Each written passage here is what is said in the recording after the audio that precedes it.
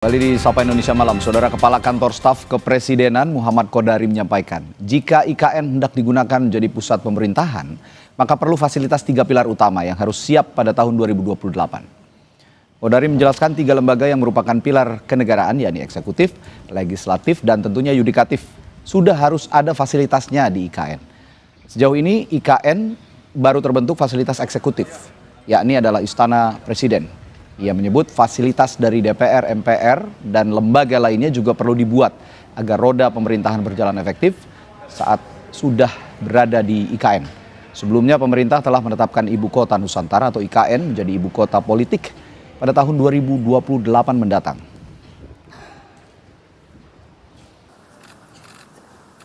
Kalau mau difungsikan sebagai pusat pemerintahan, sebagai ibu kota, maka 3 lembaga yang merupakan pilar kenegaraan, apa aja tuh?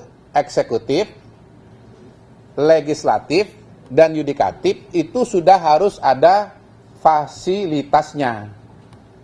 Nah, kalau baru ada eksekutif, baru ada istana negara, tapi legislatif alias DPR-nya nggak ada, nanti ngomong sama siapa? Rapat sama siapa? Kira-kira begitu.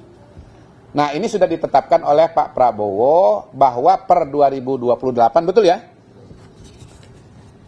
Ketiga lembaga itu sudah harus ada fasilitasnya. Sementara itu, Menko Bidang Infrastruktur dan Pembangunan Kewilayahan Agus Harimurti Yudhoyono bakal mengawal pembangunan IKN agar tercapai target dan sesuai arahan Presiden Prabowo Subianto. Menurut AHY, sejumlah infrastruktur sudah berdiri antara lain Rumah Susun ASN, Istana Garuda, Istana Negara, Kantor Kementerian Koordinator, hingga Training Center PSSI.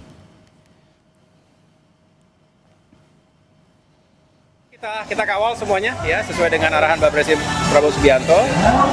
Kita lanjutkan pembangunan IKN untuk kawasan atau ya pusat yudikatif maupun legislatif. Nah, kalau itu sudah rampung, tentunya bersama dengan kawasan eksekutif itu bisa menjadi ibu kota politik yang bisa digunakan untuk sejumlah acara. Saudara, pemerintah mengokohkan visi menjadikan ibu kota Nusantara sebagai ibu kota politik Indonesia pada tahun 2028 mendatang. Tapi apa sebenarnya makna dari ibu kota politik? Apakah nantinya kantor pusat pemerintahan seperti Presiden, Wapres, serta lembaga tinggi negara juga akan mulai menjalankan perannya dari IKN? Publik pun saat ini menanti konsistensi dan keseriusan pemerintah dalam membuktikan bahwa IKN bukan sekedar proyek simbolik, melainkan transformasi nyata pusat pemerintahan Indonesia. Kami akan bahas hal ini dengan para narasumber kami. Ada Muhammad Hosin, anggota Komisi 2 DPR RI dari fraksi Partai Kebangkitan Bangsa. Lalu Saidiman Ahmad, peneliti SMRC melalui yang juga hadir di studio dan juga yang hadir di virtual. Ada Ahmad Riza Patria, Ketua DPD Gerindra DKI Jakarta. Selamat malam Pak Riza, Gus, Hosin, Mas Saidiman. Assalamualaikum. Ya, saya ke Pak Riza dulu, Pak Riza. Oh, sepertinya ada kendala komunikasi dulu dengan Pak Riza. Kalau gitu saya ke Gus Hosin dulu. Tadi kan sudah kita simak nih Gus. Ya. Kalau kata Kepala Kantor Staf Kepresidenan Mas Kodari bilang bahwa harus ada 3 pilar negara dulu nih kalau mau menjadikan aktivitas ibu kota negara ini seutuhnya begitu. Tapi di sisi lain juga Mas AHY bilang ini akan menjadi ibu kota politik. Itu apakah artinya ibu kota politik ini menunggu 3 pilar itu tadi jadi di IKN atau bagaimana? Ya, yang pertama untuk menjelaskan secara normatif yuridis ya, tentunya yang lebih berkompeten adalah dari pemerintah ya. Apakah dari Menteri Hukum HAM, apakah itu dari Kepala Kantor Kepresidenan, artinya harus ada penjelasan secara argumentasi hukum ini apa pemaknaan yang kita kenal kan kalau dari amanat Undang-Undang Nomor 21 2023 terkait dengan IKN maupun Perpres 109 2024 kita tidak mengenal frase ibu kota politik, yang kita kenal adalah ibu kota negara. Tapi saya ingin melihat secara substantif sebetulnya ada 2 pesan besar yang ingin disampaikan oleh pemerintah. Yang pertama, ini menepis ya asumsi dan dugaan-dugaan bahwa IKN ini tidak berjalan atau pemerintah tidak sepenuh hati untuk menjalankan IKN bagian daripada program prioritas seperti yang tertuang dalam RPJMN dalam Perpres nomor 12 tahun 2025. Jadi sekali lagi kita ingin melihat bahwa secara yuridis dan secara politis keberlanjutan IKN ini sudah memiliki koridor yang jelas, baik itu timeline waktu maupun norma hukum. Bahwa kemudian ada ekosistem yang harus dipersiapkan itu suatu keniscayaan. Tidak mungkin pusat pemerintahan hanya berdiri koridor satu cabang kekuasaan eksekutif saja. Tentunya juga dalam iklim demokrasi kita mengenal konsep trias politika, ada yudikatif, eksekutif, dan legislatif. Kemudian yang kedua, secara politik anggaran kebetulan kami di Komisi 2 bermitra dengan otorita IKN terus running sebetulnya. Jadi dari tahun ini sudah ada beberapa infrastruktur pendukung untuk mempersiapkan baik itu kantor, baik itu rumah dari legislatif maupun yudikatif sudah berjalan. Bahkan di 2025 ini di antara kementerian lembaga mitra Komisi 2, otorita IKN ini penerima anggaran terbesar sejumlah 14 triliun. Dan untuk 2026 ada 21 triliun walaupun yang sudah di-approve 6 triliun. Tapi bukan berarti sisanya itu tidak di ACC, cuman menunggu mekanisme dan penyesuaian dari nomenklatur kementerian lembaga yang lain. Saya akan coba sapa lagi Pak Riza Patria. Pak Riza sudah bisa mendengar suara saya? Ya. Pak Riza, ini tadi saya tanya ke Gus Hojin bahwa ada pernyataan dari KSP bahwa ini nunggu 3 pilar negara bisa terbentuk semuanya seluruhnya di IKN. Tapi di sisi lain juga Menko Infrastruktur dan Pembangunan Kewilayahan, Mas Ahaye bilang juga ini kan akan jadi ibu kota politik tahun 2028. Nah, alih-alih dilabeli ibu kota politik, nggak sebaiknya kita juga merujuk pada terminologi kota pemerintahan misalnya begitu. Bagaimana posisi Gerindra dalam hal ini? Ya sebenarnya nggak ada bedanya kota pemerintahan dengan ibu kota politik. Apa sih bedanya, kan sama. Ya politik itu kan tadi trias politika, pemerintah itu kan yang sudah disampaikan berkali-kali oleh semua para narasumber maupun dari KSP, ada eksekutif, legislatif, dan juga yudikatif. Itu harus terpenuhi. Itu syarat sebuah bangsa, sebuah negara, dan sebuah ibu kota. Nah, jadi kalau itu terpenuhi secara politik, ini kan kalau lihat judulnya ini kan Perpres nomor 79 tahun 2025 ini tentang pemutakhiran rencana kerja pemerintah 2025. Yaitu apa? Pemerintah ingin memastikan bahwa apabila ada pendapat-pendapat yang menganggap tidak serius lah, berhentilah dan sebagainya, itu tidak betul. Malah dikeluarkan Perpres ini menegaskan Pak Prabowo, pemerintah negara memastikan bahwa proses daripada pembentukan ibu kota negara di Kalimantan Timur selain berjalan, tapi juga dilakukan upaya-upaya percepatan. Kenapa disebut pemerintahan politik? Karena 3 unsur tadi menjadi penting, yaitu eksekutif, legislatif, dan yudikatif. Itu yang ingin kita dorong. Kalau ini sudah ada di ibu kota, maka tidak ada alasan lagi bagi semua pihak tidak berpindah ke ibu kota yang baru. Dan kalau sudah ada di situ dukungan legislatif, Mas Hojin, itu penting sekali di DPR. Itu tidak hanya dukungan politik atau political will dari pemerintah, dari DPR, tapi juga dukungan anggaran, transparansi, komitmen, dan dengan demikian seperti yang saya sampaikan berkali-kali sebelumnya, bahwa nanti sektor lainnya akan mengikuti. Apa itu? Yang paling utama apa, kan pada dasarnya utama sektor ekonomi harus bergerak setelah infrastruktur dibangun, bangunan, jalan, perumahan, dan sebagainya, tapi ekonomi, bisnisnya harus jalan, maka harus ada hotel. Hotel akan masuk di situ, perlu investasi, tidak mungkin semua dibayar oleh APBN. Maka swasta harus masuk. Swasta ingin ada kepastian. Betul ini mau dibangun, siapa saja nanti yang akan tinggal di sana, siapa yang akan berpindah. Setelah itu bagaimana dengan rumah sakit, bagaimana dengan sekolah.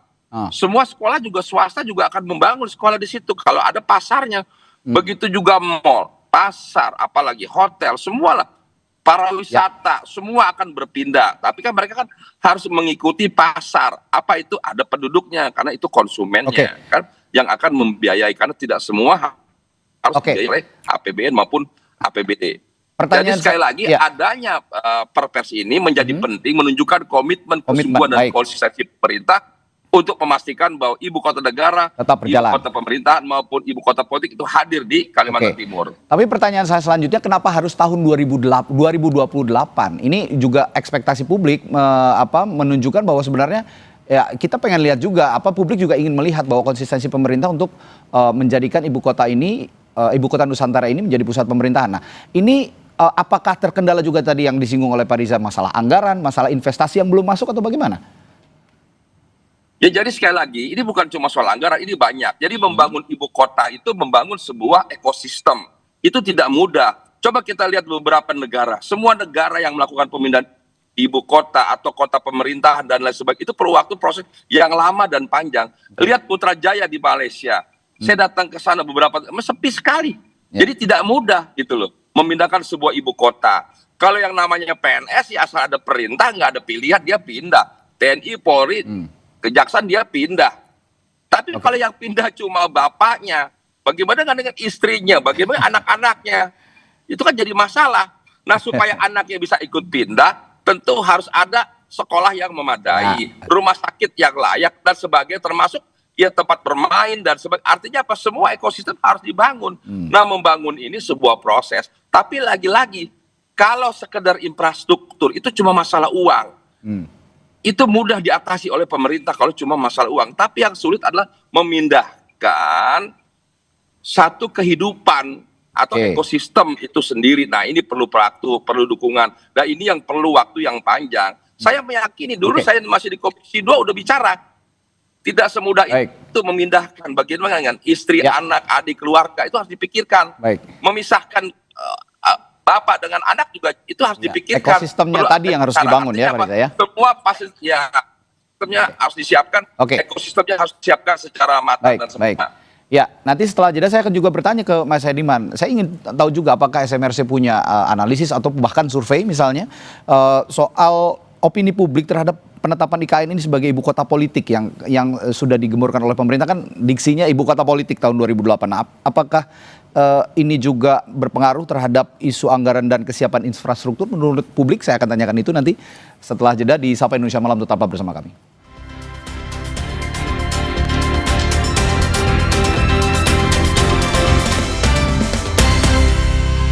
Tadi saya bertanya kepada Mas Hediman dari SMRC soal label ibu kota politik yang saat ini disematkan pemerintah ke IKN gitu kira-kira. Kira-kira reaksi publik atau opini publik akan terbentuknya seperti apa? Karena selama ini kan dianggap oleh publik IKN itu ya ibu kota seluruhnya, seperti yang Pak Riza bilang, yang ekosistemnya sudah terbangun seluruhnya begitu kira-kira. Ya, memang sebelumnya ada wacana IKN itu ya akan menjadi ibu kota negara, sementara ibu kota ekonomi misalnya masih di Jakarta. Di Jakarta, sama seperti New York dan Washington DC kalau di Amerika Serikat ya. Kuala Lumpur dengan Putrajaya, Sydney dengan Canberra atau Melbourne gitu ya. Jadi itu biasa di negara-negara lain. Tapi dikotomi itu yang lumrah yang kita dengar ya selama ini. Sementara istilah ibu kota politik saya kira itu relatif baru dalam diskursus mengenai IKN kita.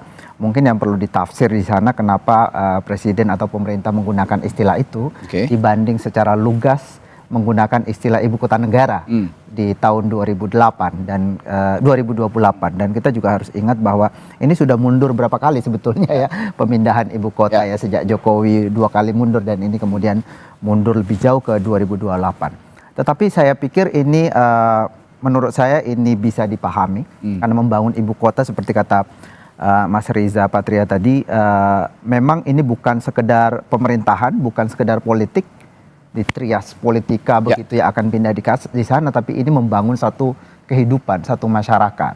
Kalau kita lihat di 3 kota baru yang dibikin yang sangat terkenal ya, Washington DC, Canberra atau Putrajaya, itu kan butuh waktu. Sampai sekarang misalnya di Canberra itu sudah lebih dari 100 tahun umurnya dan masih sangat sepi.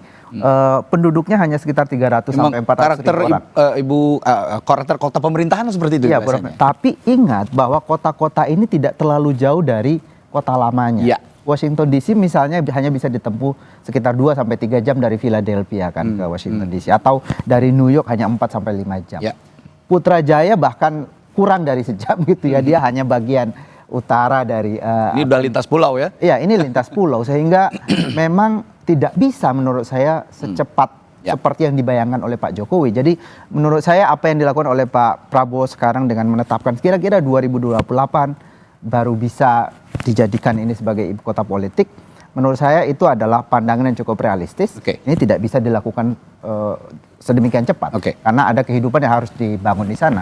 Tetapi penggunaan istilah ibu kota politik ini yang bermasalah. Menurut saya ini justru bisa, kalau tadi Pak Riza mengatakan ini untuk memberi kepastian kepada calon-calon investor dari swasta, dari luar negeri dan seterusnya. Menurut saya ini justru bisa menimbulkan ketidakpastian. Seolah-olah pemerintahan ini ragu-ragu. Kenapa tidak langsung pakai ibu kota negara seperti sebelumnya gitu? Kenapa harus belok dulu ibu kota politik? Seolah-olah tidak sepenuhnya atau tidak sepenuhnya yakin target 2028 itu akan tercapai. Setidaknya pembangunan infrastruktur. Kalau kita lihat sekarang kan baru sekitar 20% pembangunan infrastruktur. Belum lagi kalau kita bicara mengenai pembangunan masyarakat atau kehidupan yang lebih kompleks. Gus Sozin, menghadapi diskursus ibu kota politik kira-kira di Komisi 2 DPR, sebagai perwakilan rakyat juga, sebagai anggota DPR, apakah juga ini nanti akan diberikan masukan lah kepada pemerintah? Tadi seperti yang dibilang oleh Pak Saidiman juga bahwa ini justru menimbulkan ketidakpastian untuk misalnya kalau ingin membangun ekosistem ekonomi ataupun ekosistem pemerintahan yang dimana investor juga bisa ikut andil masuk di dalamnya. Ya, kalau secara norma yuridis memang ini masih menjadi tanda tanya besar ya. Paling tidak PKB sebagai bagian daripada partai koalisi pemerintah, kita tetap memberikan catatan kritis. Perlu publik diberikan pemahaman apa sih basis argumentasi yuridis. Ada frase baru dari ibu kota negara menjadi ibu kota politik. Kalau kita mengacu kepada hierarki undang-undang nomor 21 2023, termasuk di Perpres 109 2024, tidak pernah ada terminologi ibu kota politik. Lah, kemudian di Perpres 79 yang beberapa hari di launching oleh pemerintah yang ditandatangani 30 Juni kalau tidak salah, di lampiran ke-65 di sana ada frasa ibu kota politik. Nah, cuman kembali lagi kita tidak boleh terjebak ansih hanya sebatas urusan formil yuridis saja, tapi secara substantif paling tidak sudah ada timeline seperti yang disampaikan Mas. Paralel saja tadi. Begitu ya? Betul. Kalau saya menangkapnya ini secara substantif merupakan fase transisi ya. Fase transisi kalau kita mengacu dari negara-negara yang sudah lebih dulu melakukan itu, misalkan seperti di Brazil dari Rio de Janeiro kemudian sekarang menjadi Brasilia, pusat pemerintahan. Kalau secara terminologi politik ya ibu kota politik dan pemerintahan itu sama sebetulnya. Karena tidak mungkin ekosistem politik itu tanpa terdapat 3 unsur cabang kekuasaan, eksekutif, legislatif dan yudikatif. Cuman sependek pengetahuan kami kalau berbicara koridor yuridis itu kan saklek ya. Terminologi itu memiliki konsekuensi panjang terhadap satu pemaknaan. Jadi sekali lagi apa yang disampaikan Mas Riza, sampaikan Mas Saidiman barusan, ini satu tarikan nafas yang sama. Kita sebagai putra bangsa memiliki optimisme dan itu diperjelas oleh Presiden melalui Perpres 79 ini, seperti itu. Tapi kalau penjelasan yang lebih detail apa maksud daripada terminologi ibu kota politik ya pemerintah yang ini di sini kebetulan Pak Riza juga mewakili eksekutif sebetulnya. Saya ingin ya meskipun tadi kalau kata Pak Riza ya sama saja lah mau ibu kota politik, mau ibu kota pemerintahan, mau ibu kota negara sama aja sebenarnya. Cuman kan tadi balik lagi secara yuridis untuk menciptakan trust gitu ya dari investor misalnya untuk menciptakan ekosistem secara keseluruhan. Ya, terminologi ini juga penting nggak penting, tapi ya ada pentingnya juga kalau saya lihat untuk menarik minat dari investor itu tadi. Bagaimana pemerintah juga memastikan bahwa ini sama saja sebenarnya gitu loh, Pak Riza. Ya, Pak Riza, mohon maaf, audionya masih di mute sepertinya. Betul, ini sama saja sesungguhnya. Justru yang ingin kami sampaikan adalah pemahaman yang kami tangkap ya dari kata ibu kota politik kan belum ada dalam proses sebelumnya. Saya menilai bahwa berpendapat penekanan ibu kota politik itu justru ingin mendorong komitmen, kesungguhan dan konsistensi daripada pemerintah. Dan trias politika ini sesuatu yang paling penting. Setidaknya apabila sudah berdiri bangunan dengan segala fasilitasnya tadi, DPR, MPR, kemudian juga yudikatif di situ, eksekutif di situ, tidak ada lagi pilihan untuk tidak berpindah, kira-kira begitu loh. Justru Pak Prabowo untuk menunjukkan komitmennya sudah pindah. Semua dengan sendirinya akan mengikutinya. Sorry Pak Riza. Jadi yang ingin dijual oleh pemerintah ini ekosistem politiknya dulu supaya menarik minat orang-orang tadi, investor-investor tadi, begitu? Maksud saya kalau lembaga ini sudah hadir di situ, maka dengan sendirinya tidak ada pilihan, memang betul berpindah gitu loh. Tidak ada lagi setengah-setengah. Tapi tidak berarti dengan berpindahnya Trias Politika ini yang lain tidak diikutkan. Justru dengan begini ingin menyertakan, mengikutkan dan memastikan kepada sektor lain, termasuk sektor ekonomi. Sekalipun kita lihat bahwa ekonomi mungkin akan terus berkembang masih di Jakarta, katakanlah sebagai pusat ekonomi ya. Tapi faktor lainnya, sektor lain akan terus berkembang, pindah ke ibu kota yang baru. Kalau dengan gitu, berpindah ke ibu kota yang baru ini, Trias Politika ini, maka dengan sendirinya semua akan terbangun, ke depan akan terbangun sebuah ekosistem tadi yang saya sebutkan. Nah, membangun ekosistem ini tidak mudah. Backbone-nya di mana? Backbone-nya tadi. Backbone-nya, tulang punggungnya ada di 3 ini. Ketika 3 ini hadir, dengan sendirinya semua akan mengikuti. Itulah yang akan mempercepat terbentuknya ekosistem sebuah ibu kota negara. Saya punya pertanyaan yang sama buat Gus Hojin dan juga Mas Saidiman. Saya ke Mas Saidiman dulu. Kalau gitu, kalau jualannya pemerintah dalam tanda kutip tadi, ekosistem politik yang ingin jual, apakah ekosistem penunjangnya juga akan get attracted dengan ekosistem politik yang akan dibangun nanti? Pasti tidak mudah ya. Lagi-lagi kalau kita merujuk ke negara-negara lain, memang pindah, tetapi pusat ekonomi itu tidak terlalu jauh. Katakanlah bahkan pusat kebudayaan. Kalau kita Australia misalnya, Canberra ke Sydney sebagai pusat ekonomi itu hanya 3 jam. Ke Melbourne sebagai pusat kebudayaannya Australia itu ya sekitar 8 jam naik kereta. Jadi tidak terlalu jauh.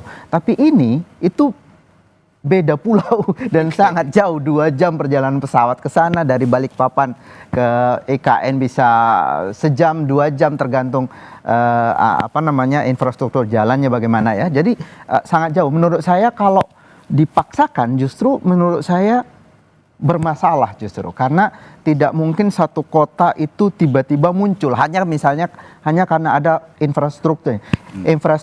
Infrastruktur satu hal dan itu baru setengah jalan kan, mungkin baru 20-30% sekarang. Bahkan yang baru ada tadi ibu kota, istana. Tetapi fasilitas yang lain untuk DPR, untuk yudikatif belum terbangun. Fasilitas ekonomi misalnya itu langkah selanjutnya mungkin. Jadi saya melihat bahkan 2028 itu secara rasional target itu masih terlalu dekat. Mungkin dengan alasan itu kemudian melampaui periode pemerintahan selanjutnya berarti? Ya, mungkin dengan alasan itu kemudian pemerintah menggunakan istilah ibu kota politik. Jadi amannya begitu. Sebut saja ibu kota politik karena janji pemindahan IKN ini sudah terlanjur dikeluarkan pemerintahan sebelumnya kan. Dan masyarakat, terutama masyarakat di sekitar Kalimantan, Sulawesi itu menyambut dengan sangat positif perpindahan ibu kota itu berdasarkan studi yang kami lakukan. Tapi yang terjadi saat ini Perpres sudah ditandatangani, Gus, bahwa ibu kota politik, frasa ibu kota politik ini sudah ada di dalam Perpres itu. Pertanyaan saya kurang lebih sama sebenarnya. Apakah ekosistem penunjangnya akan juga get attracted dengan ibu kota politik ini, dan kira-kira yang dikatakan Mas Saidiman tadi, apakah ini akan melampaui masa pemerintahan selanjutnya untuk benar-benar secara utuh ekosistem ibu kota pemerintahan ini terbangun di IKN? Iya, kalau berbicara optimisme, kami kebetulan yang memang sejauh ini cukup intens dengan otorita IKN. Kalau kita melihat beberapa indikator secara politik anggaran, kemudian secara timeline pelaksanaan di lapangan masih on track ya. Apalagi dipertegas dengan keluarnya Perpres 79 ini semakin menguatkan keyakinan kami 2028 bahkan 2027 maksimal 2027 akhir itu sudah bisa jalan di sana. Jadi mohon maaf, kalau terkait infrastruktur eksekutif itu sudah hampir 100%. Dari istana, kemudian rusun untuk ASN, kemudian transportasi, fasilitas pendukung lainnya.